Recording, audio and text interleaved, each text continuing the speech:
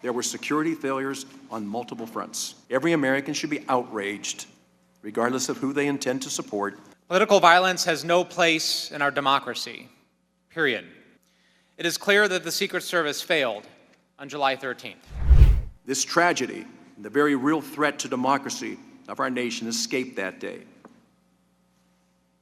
I think we realized it was entirely preventable. But because of failures by the Secret Service, the shooting was not prevented.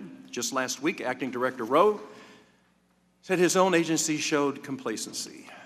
The day of the assassination attempt, crooks scouted and identified weaknesses in the Secret Service's security plan using both a drone and a rangefinder. Had security vulnerabilities not existed, it is entirely plausible he might not even have attempted the shooting and would have returned home. Unfortunately, we will never know for sure. What we do know is that the documents and testimony point to several fundamental failures on July 13th. In the days leading up to the rally, it was not a single mistake that allowed crooks to outmaneuver one of our country's most elite group of security professionals. There were security failures on multiple fronts. To date, our investigation has identified three key factors. First, Secret Service planning, or perhaps more accurately, their failure to adequately plan created confusion among the agency's law enforcement partners. The Secret Service was not assertive on key decisions, like the placement of some of the units and delegating responsibilities. Secondly, the Secret Service did not close down public access or manage access to the grounds next to the rally site that were less than 150 yards from the stage where former President Trump spoke. Third, the security communications and command structure were not cohesive and did not allow for rapid decision-making.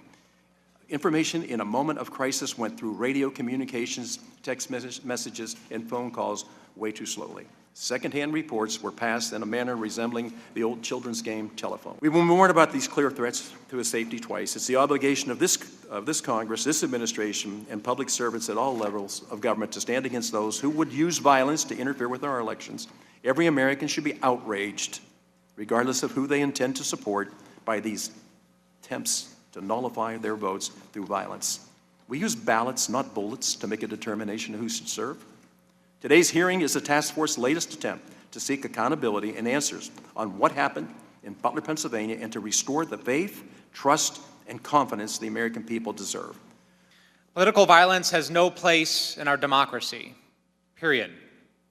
We must be united in our belief as Americans, not as Republicans or Democrats, that political disagreement is settled through rigorous debate, not violence. That is why this task force's investigation and today's hearing are so important. It is clear that the Secret Service failed on July 13th. It is also impossible to ignore, however, the fact that the world has changed dramatically since the Secret Service first took over full-time presidential protection in 1902. Political events are bigger. There is a significantly greater number of protectees. Access to information about protectees' movements are more accessible to the public. Times have clearly changed. The Secret Service must be expected to accomplish its zero-fail protection mission without any errors. But Congress must also ensure that the Secret Service has the resources it needs to accomplish that mission. The Secret Service must do better. This task force has a solemn, urgent responsibility: uncover the failures and help stop them from being repeated. The American people deserve clear answers about what happened on July 13th. This hearing will provide the first pieces of what we learned, but make no mistake, this investigation is still early days and there is much more to do.